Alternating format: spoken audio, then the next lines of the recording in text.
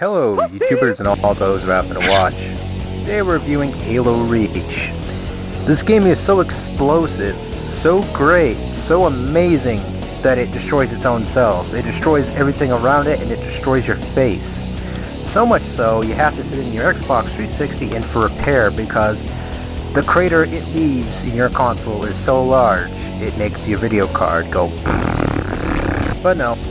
Today we're really going to be talking about what Halo Reach does to your consoles, your older ones at least. Now granted, I had my original 2006 model for quite a while, and I had the thing burning with a beautiful passion. After I got it fixed once, the console worked fantastic after the first free repair.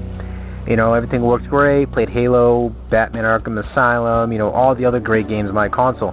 Now, I don't got a problem mostly with Xbox at all, or Microsoft for that matter. I think they're both okay companies. I'm sorry, even though it's the same company. But, you know, there's one thing that they never get down, and they never get it down perfect, is the hardware. Now, granted, this console, this is like a 60 gigabyte hard drive, which, you know, quite frankly, it's been serving me quite well. And I'm not gonna say, you know, the console's a piece of shit. I'm not gonna get upset because of one reason. Because there's two sides of being smart. And one half is knowing that you're not great at something, or you admit you're stupid at something. And that's the same that goes with being intelligent. You know, you gotta know full well you have problems with yourself in order to know you're intelligent. And if people think they're flawless, they're perfect, then they're obviously wrong too. And that's the same with Microsoft. I mean, a lot of these companies brag about themselves. I mean, even though the Wii brags about itself, the PS3 brags about itself, even the fanboys brag about the console. And you know, you have that entire console war where everything is better than this or that, or it's like, really, just shut up. You know, it really doesn't matter. If you like the console that much, just go freaking play it. That's all there is to it. So, down to it, console basically got craterized. And this is the second console I was using, might I add. Now, the first console, as I probably already explained on Facebook or wherever else, that it got craterized, meaning there was that issue with the disc, which I talked about it in my previous Halo video. I was just showing off my first impressions, my opinions about the game. I think the game's alright, you know, but I'm going to get my full review on it once obviously I get my two consoles back. Because I was borrowing my father and my mother's Xbox 360 to play the game. Because I was trying to fully play it through and replay it again, grab the footage from the replay, and vice versa, vice grip, repeat. And sadly though, I got a three red lights of death. Now, funny enough, my first Xbox, which is... pull this one out, which is where this faceplate came from. This one, the 2006 model, actually worked fantastic. It was only the problem with the game that I had to send it in. So that console surprisingly got fixed to a working status. It didn't give me any pixel glitches. It didn't give me any hardware issues at all. Now people tell me, you know, you can do the X trick, which is you open up the console and you tighten it up a little bit X-wise, and it fixes the console just fine. Now I am the type of guy that if I know I got a warranty behind a console and I can prove to a company that they're wrong about something, then I'm going to find it my best interest to use the system to my advantage if I know I'm in the right.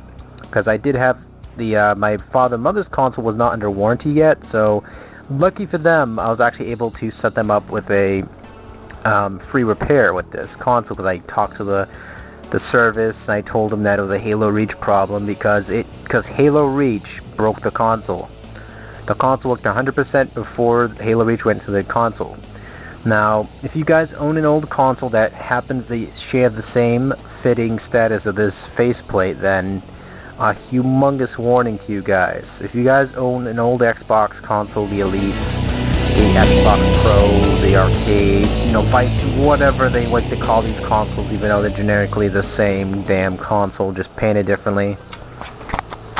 It's to the point, sorry, I have to mute vent. It's to the point that, you know, I really don't hate the console at all. I don't.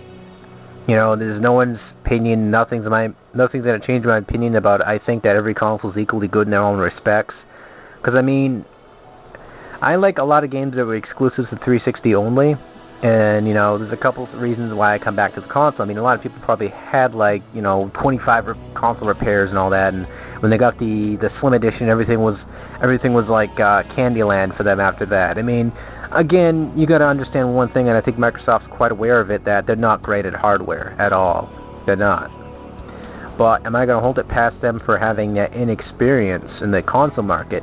Absolutely not, because, you know, Microsoft might not be perfect. Hell, even Sony is not perfect in some cases, and neither is Nintendo, but you know what? They still give you a console to play and be entertained for. And I had plenty of games on this console that I was entertained with that were exclusives. So, for me to say that I did not have fun with this console, because I'm currently getting them repaired right now, then that would just be me lying to myself and everybody else out there. Again, I love this console, I love this console, and I love the Nintendo Wii console. I can't find the controller, so you have to deal with it. But, again, I do not think that this experience totally disappointed my love or interest for the console at all. Quite frankly, I think I'm disappointed more than anything else, but, you know, I'm getting 2 free repairs done as we speak for both the consoles because Microsoft was willing to atone for their mistake, especially with this damn game. But, you know, again, if you guys are planning to buy this game alone, Halo Reach, someone asked me in a previous video if they can have my code for the Spartan Recon helmet because they just bought the game. I'm thinking to myself, well, if you just bought the game, how come you didn't get the Spartan code? They didn't answer me, so I suppose they probably realized that they got the code as well, and whatever. I already used my code anyway, and I got the Recon helmet, whatever. So, really think that all these consoles out there have one major problem with them. They're not going to last forever. I don't care what people say about the PS3 since most... Granted, it's a stable hardware server. It's stable. I get that. Some of their updates take fucking forever, though, when you want to update something, and it's kind of redundant after a while. I can respect the fact that the PS3 is a very stable console. I respect the fact that, you know, Nintendo went with the cheaper route with their console, making it a very, you know, cost-efficient but yet a very fun console to play with. Because let's face it, guys, you guys played a Mario game like Mario Kart or one of the Mario games, or, I mean, some of the staples for the console, and you actually enjoyed it. Don't act like you didn't. There's a couple games, at least, on every console that you equally like, even though you might not totally hate the console. I mean, some people hate the console or get discouraged with these consoles because they're not perfect. And that's always the main focus in everyone's attention, is that they're going to hate consoles because they're not perfect. And it's just like hating someone because they're not perfect. I mean, everyone has their flaws. Every console has their flaw. I mean, fuck. I'm even admitting it that the console's not that great. Hell, even the PS3's not that great. You got games that have like these big, high production quality cinematics, but when that shit's over, the game's over. It's like you sit there for like at least 13 hours watching cutscenes after cutscenes, updates after updates, installing this shit on my hard drive and that shit on the hard drive. That starts building up over the time, and it's like, its games have to load. It's like, well, how come I can't play up the disc? Because it slows it up, and there's glitches everywhere, and it's like, okay. And it's like, one of it's got the thing to laugh at, because you have to sit there and you have to wait and wait and wait. I feel like I'm dealing with a 386 hard drive, for fuck's sake, when I'm playing the PS3. I should rename it to Windows 386 or something, you know, a 3.2. Because all the waiting you have to do just to play a simple freaking game, just to pre-install a percentage of the game so it runs smoother when it's, quite frankly, it does not run that smooth.